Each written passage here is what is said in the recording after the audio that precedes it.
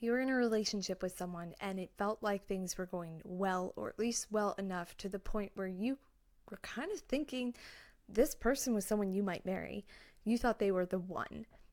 But then things started to go downhill, either quickly or abruptly, and you found yourself rejected. Now, I don't know for you if that rejection happened yesterday or if it happened 20 years ago. Whichever it was, it doesn't matter. I am making this video for the people that are struggling to move on. You've been rejected, and now you can't let go of the other person. In your mind, in your heart, you still feel like a part of you belongs to them. You still have memories coming back of conversations you had or things they did, and you just can't seem to let it go. Well, here's my advice. I don't want you to take anything that's recirculating in your mind or haunting you at night and just shove it all down and pretend it's not there. Nor do I want you to try and grab all this stuff out of you and just forcibly rip it and chuck it as far across the room as you can so you never have to see it again. Because the thing is, when we can't get past memories, what that is showing us, our emotions, our body is telling us that there is something unresolved for us there. There's still something that we don't quite understand or something that we still need healing from. So grab a pen and paper or a notebook and get ready to write, because I'm going to give you 3 questions that you can sit with and walk through in order to help you release some of this stuff that you've been holding on to. The first question I want you to ask yourself, write this down: where did I mess up? Where did I mess up? That might seem like an intimidating question to ask, because often in the aftermath of rejection, we're already digging into ourselves and feeling self-conscious, like maybe I'm not lovable, maybe I'm not good enough, maybe I can't do relationships, maybe I just don't have the skills. And there's all these thoughts that start to haunt your mind, making you feel like you're disgusting and unlovable and unwanted. So it can be a very hard question to ask, where do I mess up? Because it's quite vulnerable. You're already probably thinking of those things.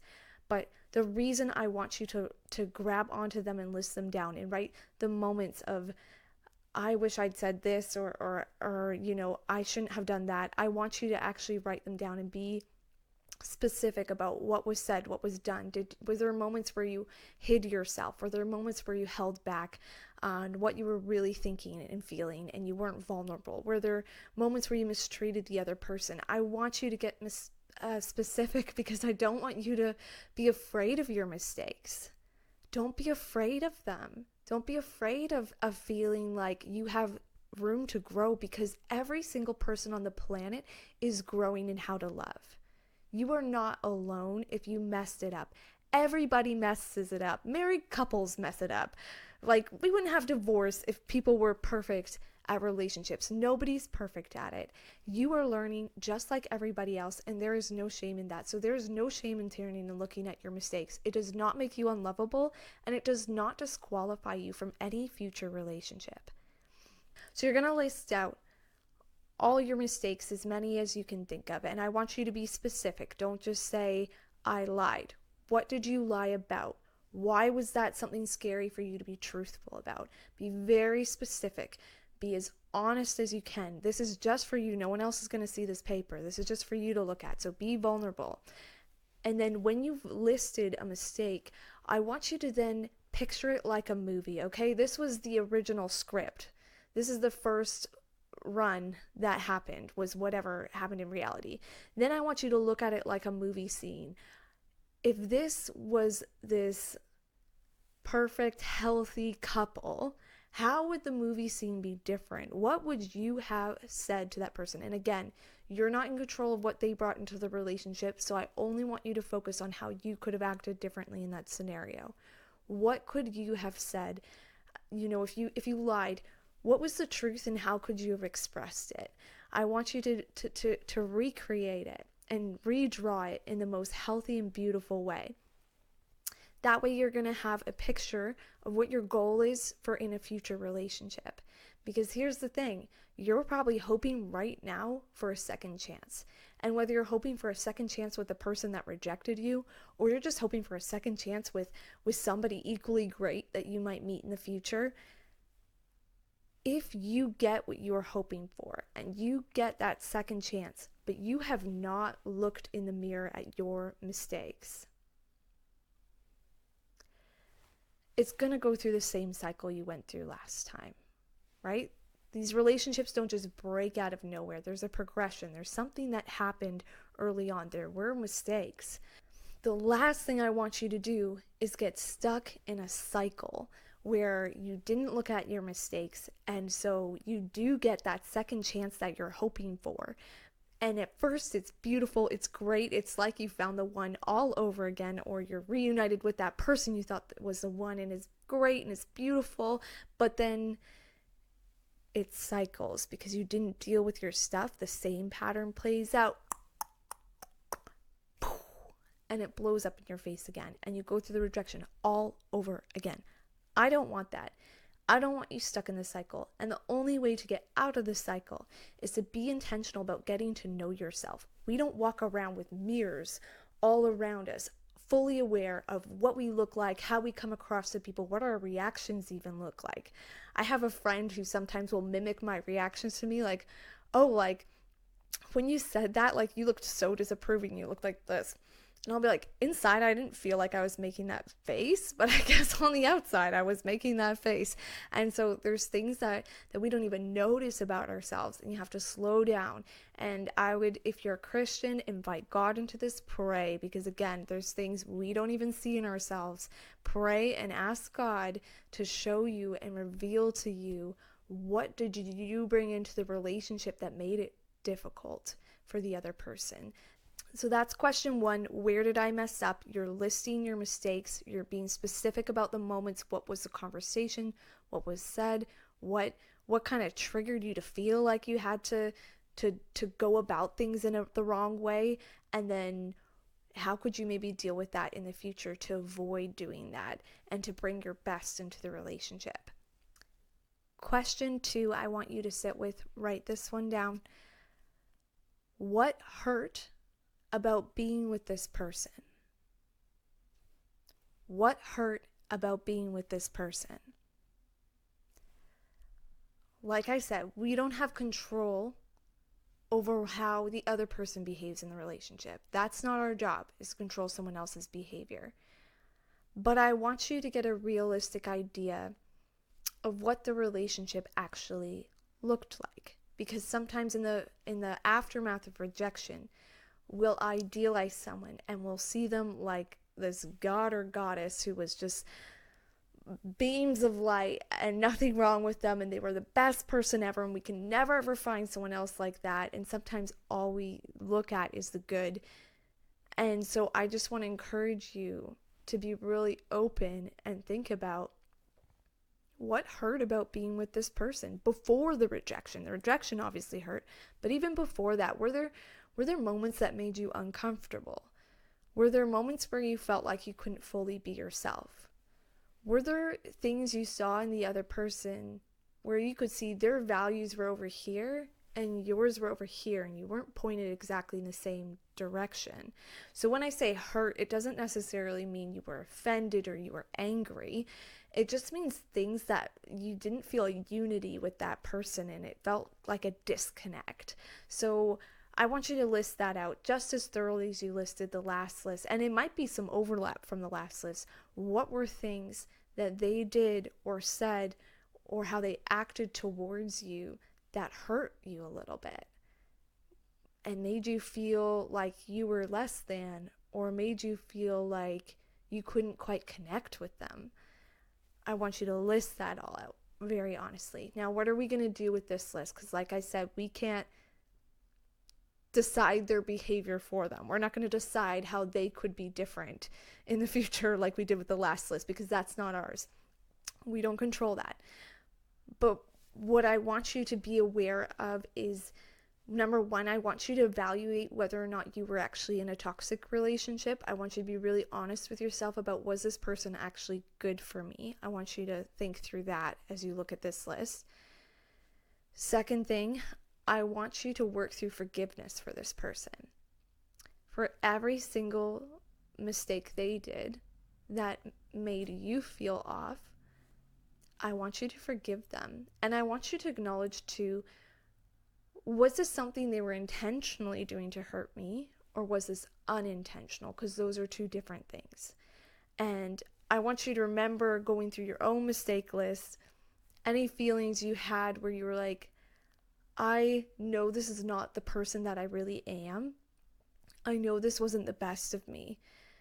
Because if you felt that way when you were making a mistake, I'm sure you can see that they probably felt that way at times when they were making mistakes. So I want you to look at them with grace, and I want you to look at them with love, and I want you to release them from every single mistake on the list. Every single one, no matter what it was, whether it was something light or really bad, I want you to release them. Why? Well, because when we forgive people, it's like taking a weight off of our chest. When someone has done wrong things to us, it's like we carry it like a weight. And sometimes the attachment you feel to your last relationship is because you took on so much hurt from that person. You feel like you suffered with them. And so now you feel like you are owed something back from them. You feel like they need to give you payment for the wrong done in a way.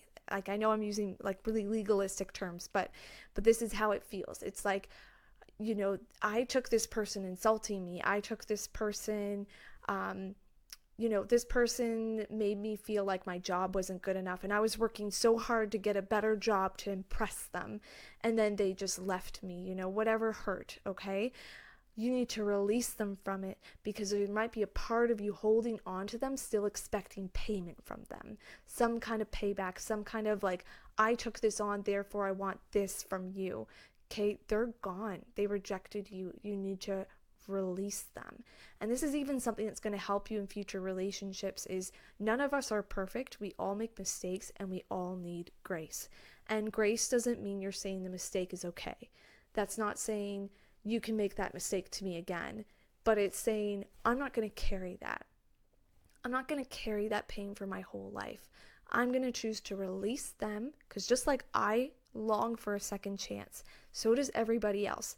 I'm going to release them. I'm going to choose to give them a second chance. I'm not going to carry it. I'm not going to be that person's judge, okay? I'm going to leave that up to God, okay? The Bible doesn't tell us to forgive people because there's going to be no judgment at all, and everyone can just make whatever mistakes they want, however they want, and without any consequence.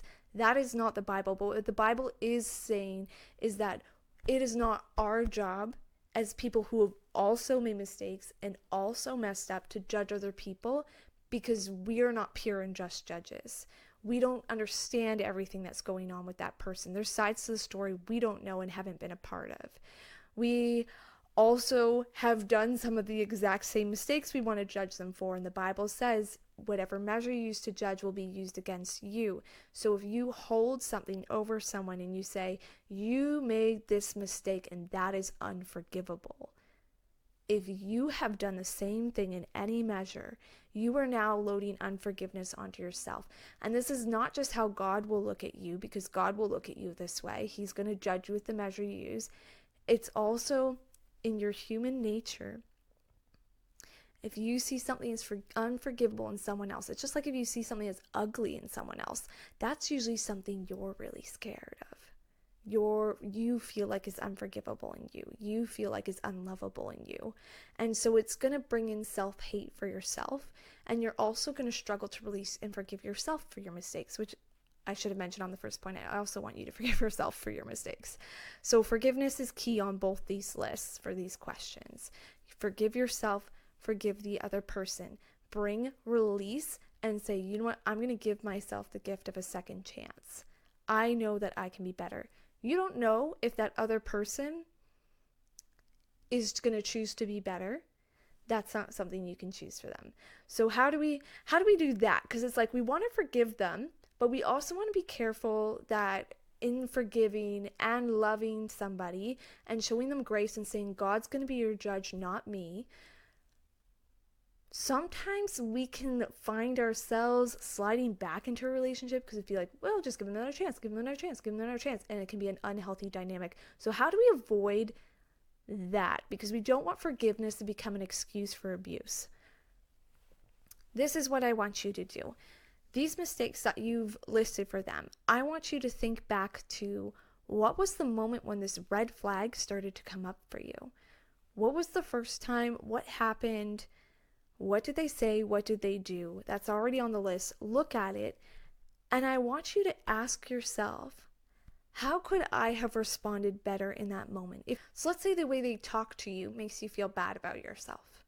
The language they're using, the words they're using, and they may even be doing it as a joke, which makes it harder to address. So you didn't address it, but deep inside that was hurting you and you just were never vulnerable about it. Okay, red flag came up. They're making you feel uncomfortable and like you're not good. And you could argue, oh, that's your issue to fix, and maybe it is. Maybe you need to be less sensitive, but maybe it's not. Maybe you just don't like being the butt of somebody's joke, and that's totally fine. You don't have to enjoy that. So take yourself back to that moment where they made a mistake and they did something that hurt you. The first thing you need to do is communicate. We always need to communicate first with a red flag, because like we don't walk around with mirrors seeing what we're doing and how it's affecting other people. They don't either. They may not be aware of how their words are making their or actions are making you feel. So the first thing you need to do is bring awareness by communicating to the person. Tell them how it's making you feel. Hey, when you said that, it made me feel this. Hey, when you did that, it made me feel this. And I'm not going to talk about whether or not you have a right to feel hurt, because I don't know you. I don't know the situation. It may be something you need to grow in. It may not be like their fault, but regardless, if that's where you're at, where it's hurting you, whoever you are right now, you aren't in a place where you can build a relationship with someone who's like that without getting hurt, right? So if you're not jiving with something in somebody else, you do need to make that clear, because if they're not willing to change that and they don't see anything wrong with it, again, that's their choice. I don't know the situation. I'm not saying who's in the right, who's in the wrong between you and them. What I'm saying is there's disunity there, which is something that will break down a relationship in the future if there isn't unity. So you want to make it clear that there isn't unity, and you want to offer them opportunities to do what they can to create unity. And see how they react. Also, pay attention to how they react when you bring up red flags, because how they react will show you a lot about their character and how much they actually care for you. If they take it seriously and want you to feel comfortable around them and want to work through things, is different than if they just brush it off like, oh, you shouldn't be bothered by that, you should just get over it. Now, after you've communicated, let's say things don't resolve, and because they might just naturally resolve, even just bringing it up and being vulnerable might help resolve the situation. But if it doesn't, and they continue doing things that make you feel hurt, next step is you can create a boundary. So a boundary is you're making it clear what your expectations are on what they will or will not do around you. Now, again, you're not controlling people. That's not your job, but you can talk to people about how you want them to treat you. You can make it very clear. Like, let's say, again, we'll use the joking example. They're making jokes that make you feel uncomfortable and make you feel not good about yourself. And so you've communicated that you feel that way. And they said, oh, I'm sorry. But then they continue to make the jokes.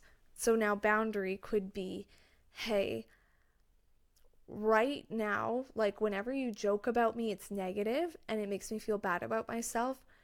I'm going to have to ask you to not make jokes about me. When we're together, you can make jokes, but just don't make me the focus of your joke, because it makes me uncomfortable, the things that you say, and it makes me question myself. If they are unable to keep and respect the boundary, now within reason, because it takes a while to develop a new habit. If you can see that they are genuinely trying, but they slip up sometimes, have grace. Like, nobody can do a 180 just in a moment. It often takes practice, and just gently keep reminding them, keep communicating, right? Like if it starts to get out of hand. But I mean, if they are not following the boundary and it is um, very clear disrespect, where they actually have no intention of loving you or caring for you in the way that you've expressed you need to be loved. Now we need to let go of that person. So this is a really good thing for you to follow in the future, because you may look at this person and be like, was this a toxic relationship or was it not? I'm not sure. It may be difficult to know if you never communicated, because then you don't know if that person would have risen to the occasion or not based on your communication. So communicating gives you a chance to figure out, what kind of person are you dealing with? What's their character like? Boundary gives you a chance, again, to see what's their character like. Can they be disciplined when it comes to loving you well? And letting go phase is like, okay, I've communicated, I've given a boundary, I've tried to work with them with the boundary. So another example would be difference in how sexual you're comfortable being in the relationship. Okay, maybe they were more sexual than you wanted them to be and what you were comfortable with. So you communicate that. They're struggling to respect that, so you create a boundary. Like, for example, let's say when you're kissing, your partner really struggles to not come on really strong in a way that makes it very difficult for both of you to not cross your boundaries. So maybe you maybe or not cross the line of what you're comfortable with. And so maybe you created a boundary that said, we're not going to kiss when we're alone together. When we're out in public and we're around other people and we know we're not going to get too heavy, like, we can kiss each other, but when we're in private, we're not going to kiss each other, okay? Some people might be like, oh my gosh, that's such a strict boundary, but other people might be like, oh my gosh, that's so loose. I wouldn't even kiss somebody I was just dating. We all have different ideas of how to do relationships. You have to figure out what's good for you. And communicate it and see if the other person's up for it or not. They might not be, and that's totally fair. It's their job to decide their boundaries. It's your job to decide yours. But it is their job, if they're in the relationship with you, to respect the boundaries you've communicated. And if they can't do that, they can't respect you. So that's where we go to letting go. Now we need to actually break up with this person. And this is a good question to sit with yourself as you sit through their mistakes. They rejected you, but should you have actually been the one to reject them before you got to that point? For some of you, this was actually someone you probably should have rejected. When you sit with it and you look at all the things, you may come to that realization of like, oh, I actually didn't lose what I thought I lost. I did not take a good enough look at this person, and I should have rejected them. Others of you may be like, I didn't even communicate. They hurt me, but I didn't even communicate. So I have no idea what their character actually was like, because I didn't even actually like really give it a shot. I didn't really give them a chance to understand how I was feeling. So I don't even know. And that's okay. Realizing that is helping you for your next relationship with them, with someone else, to be like, okay, I can in the future, someone who's having these same behaviors. Now I know my plan of how I'm going to work through it. What am I going to say and communicate? So for each thing on the list, you're going to go through this exercise so you're prepared for the next time. Don't walk into the next situation unprepared. Okay, if this happens in another relationship, what am I going to say? If they don't take what I say to heart and they're struggling to respect it, what's the boundary I'm going to give to create a clear communication of how I want to be treated? Okay, if the boundary is not going to be respected, I need to prep my heart to say that is not okay, and I need to then let the person go.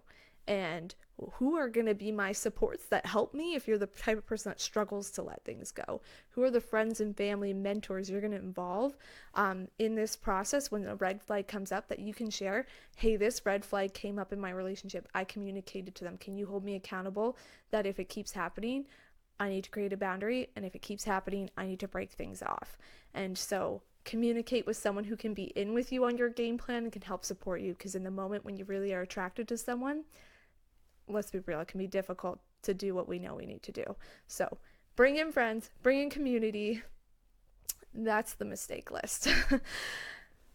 Okay, so that was question 1 and 2, and I hope by now you're feeling a little bit more confident looking at this rejection and seeing that even though this hurt, this actually is going to be a wealth of information for you about where you need to grow to have stronger relationships in the future. This is something that you can, it's a treasure that you can pull things out of. And I know that might sound so weird because it was painful, and I don't want to say it wasn't painful, but sometimes there can be gold in our pain when we look at it and allow it to change us and allow it to grow us. For the last question, we're going to move away from the pain. And I want you to ask yourself, what do I miss? What do I miss? And I know this is a sharp transition from the last question of looking at the person's mistakes. What do I miss is what were the things they did that were sweet, that attracted you? What were their qualities? What were they like that really drew you in and made you feel like, wow, this person's the dream. I really like this person. Because it wasn't all bad. It wasn't all bad, I know. And for some of you, maybe the bad side was very light and you'll have way more to say on the good side for this person, depending who you were with. Make a list. Just like we did for the last 2 questions, make a list. All the things that you found attractive about this person. Now, you might think this is a very strange question for trying to heal from rejection, because isn't that just going to pull me right back into wanting that person and feeling stuck on them? There is definitely a danger going through this that you're going to feel like, oh my gosh, all the like feelings of missing out again. But there's a very strong, I have a good reason for bringing it up. I wouldn't tell you to do that and bring up all the good memories if I didn't have a purpose for it. There is a purpose for the good too. I want you to look at that list. Look at what got to you the most about this person. What was it? I want you to understand it, because this is showing you qualities that you value. And it's going to help you as you move forward in dating to think about, okay, if I'm on a date with someone and I'm sitting across from them and I'm not feeling it, am I not feeling it because I'm still stuck on that other person?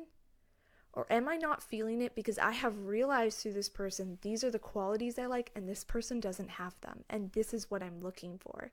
So I want you to make this list so you can start to detach the qualities from the person, because I promise you, they are not the only person in the world with these qualities. You will be able to find other people. If they're not interested in trying things again with you, you will be able to find other people who have these same qualities. And listing them down just gives yourself something concrete to say, this is what I actually am looking for. This is what I value. And it's exciting to know that about yourself. You don't want to date everybody. You don't want to marry everybody. That's a good thing. We're all so different and we bring different things into the relationship. So, qualities. And you're going to make a list now of what you're looking for. It might not be that person. That's not the only person. You really need to know that that's not the only person with those qualities. This is what you are looking for. If they aren't open to you, you don't have to force them. They are not the only one. This is what you are looking for, not for that face. You're looking for these qualities, okay? And, oh, yeah, let me just add to that. I don't want you to put physical qualities on this list. I don't want you to put his eye color or his hair color or his physique. I just want you to put his personality, his skills, those kinds of things, not looks. This list is not for looks. Because I personally think the strongest relationships are built on what is the core of who someone is, their values, their personality, their way of speaking, all that. Those are core things about who they are. Looks change with time, so that's why we're not worrying about looks on this list. It changes with time. It's transient. It's not stable. It's not something to build a relationship on. Not saying they don't matter. I'm just saying for this list in particular, I just want you to focus on qualities, because again, when you're sitting in front of someone, you may not feel the physical attraction, but if you can see the qualities you're looking for in them, give them at least a shot. Give them at least a few dates and see if the attraction comes, because sometimes it builds when you start to fall for the person, rather than like at first sight. At first sight is often like, it is very physical. There's nothing wrong with that. But at first sight doesn't always hold up either, because sometimes you feel really attracted to someone and then you get to know them and the attraction breaks. Whereas when you are attracted for who someone is on the inside, that attraction doesn't break. So now there's another thing I want you to do with the list of things you miss. This is something God taught me that has been the most helpful thing. And yes, I saved the best for last. The most helpful thing in moving on from rejection. And that is to look at the things that you miss and find other sources for it in your life.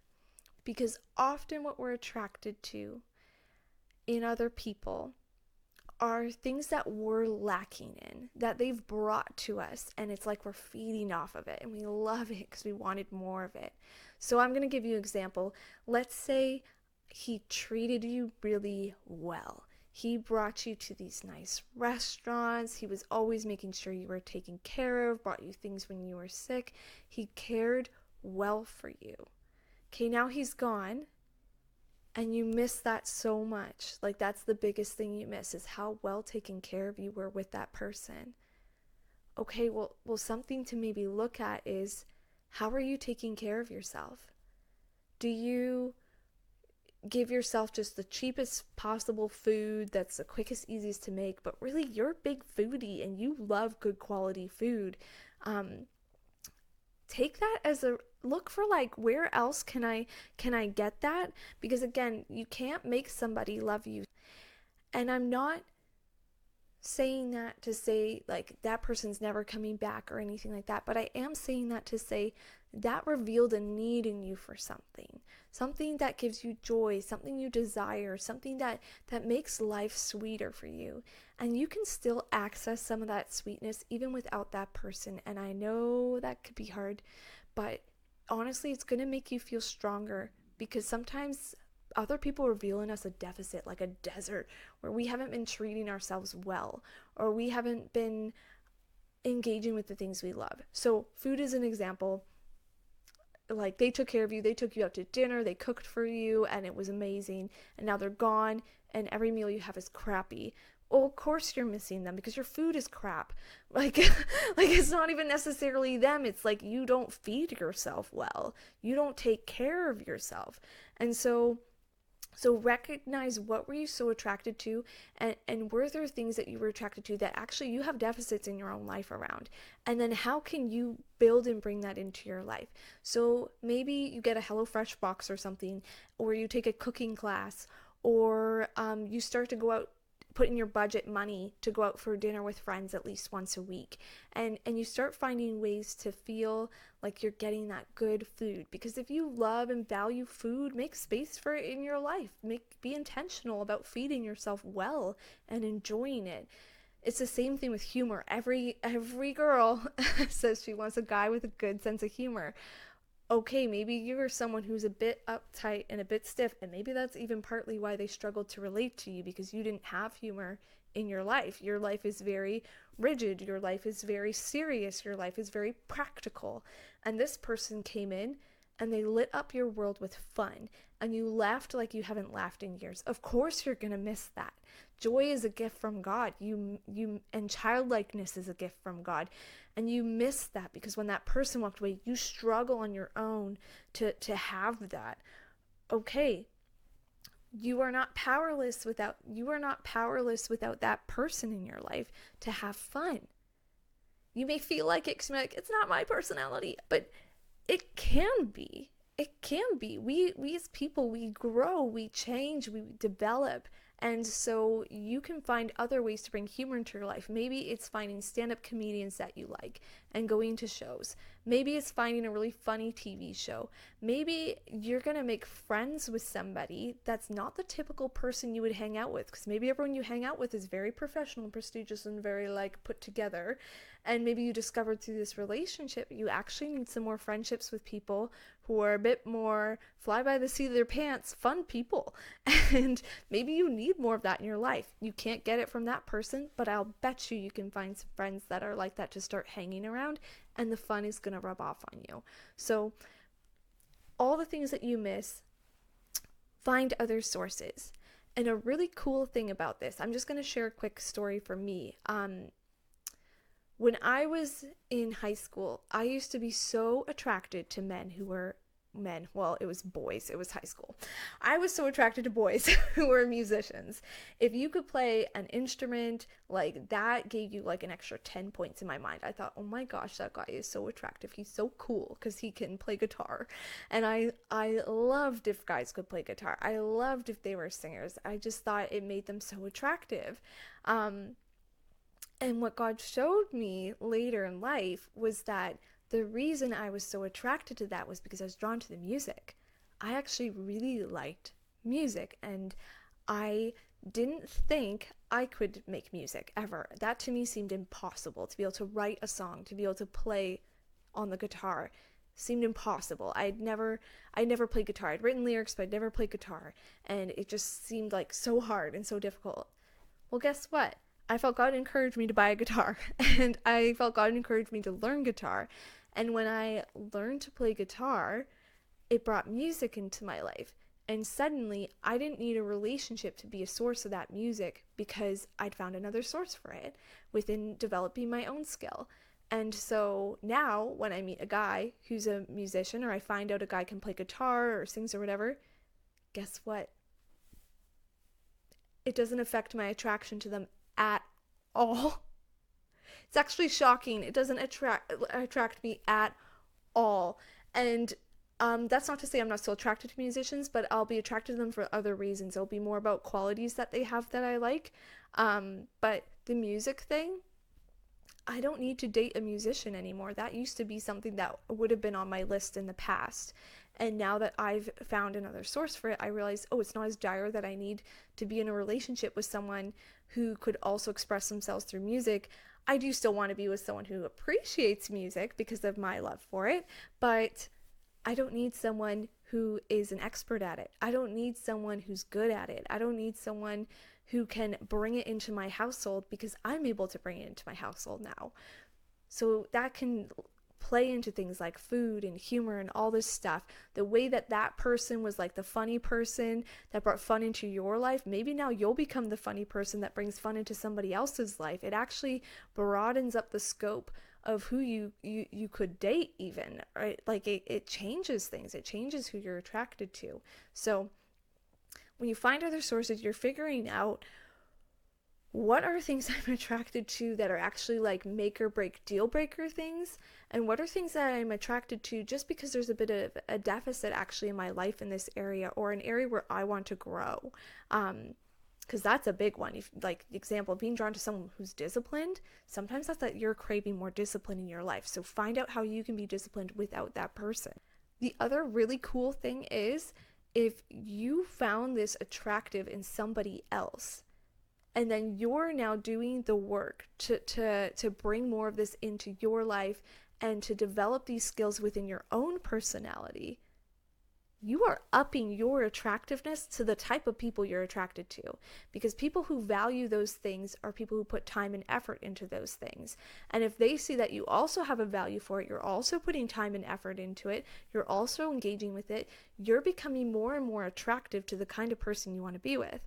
So I think that's really encouraging, because after rejection, sometimes it feels like it's all over. It's not all over. You're a person, you're growing, you're changing every single day, and you get to choose who you become and who you change into.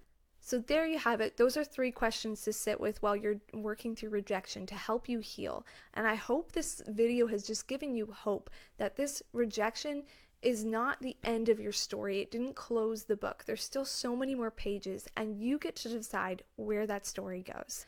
Thank you guys for hanging out with me today. I'm just going to release you all with a prayer. God, I just pray for every person listening and hearing my voice right now, Lord. I pray healing for their heart. I pray for your wisdom to fall on them, God, as they do these reflections. I pray, Lord, that they just become more aware of who they are, their value, and what they want. And I pray, God, that any mistakes weighing them down are lifted off in Jesus' name. I pray for courage to forgive themselves. I pray for courage to forgive this person and release them. I pray I pray, God, just for healthy relationships for these people in the future, Lord, whether that's through a reigniting of an old flame or a completely new burn.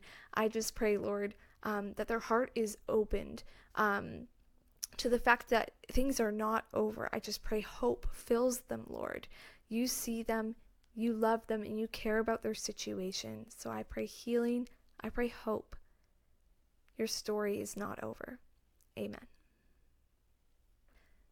Now, if you're the type of person where after all these reflections and the rejection, you're hoping for another chance with that person and you're wondering about kind of what to do with that, I'm going to be making another video. I'm going to link it here once it's done. Not sure what the title is going to be, but the video is going to be about how do you approach God and pray for direction on what to do with a relationship that's broken. And then I'm going to go through the 3 different responses that God might give you and my advice for each response based on mistakes I've made myself in the past. So I've been through a lot of rejection. So I've got a lot of wisdom to share. So if you're still working through it, feel free to jump over to that next video.